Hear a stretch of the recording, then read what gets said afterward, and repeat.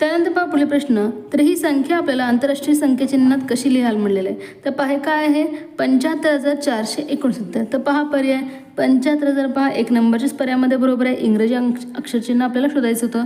त्यानंतर पहा पुढील प्रश्न, ही संख्या अक्षरात लिहा. तर पहा आधी आपल्याला संख्येचं वाचन करायचं आहे. 80,003. तर पहा 80,003 कुठे दिलं आहे, 4 नंबरच्या पर्यायामध्ये, त्यालाच तुम्हाला गोल करायचं आहे.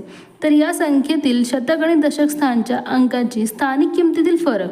तर पहा शतकमध्ये कोण आहे 4 आणि दशकामध्ये कोण आहे 9.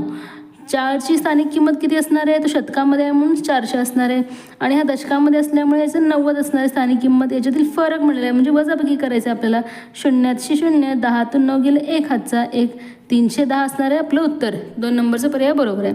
तर ही संख्या आपल्याला मांडायची. तर पाहते 30,000, 4,000 म्हणजे 34,504. 30,504 पहा कुठे दिलं आहे, 3 नंबरच्या पर्याय.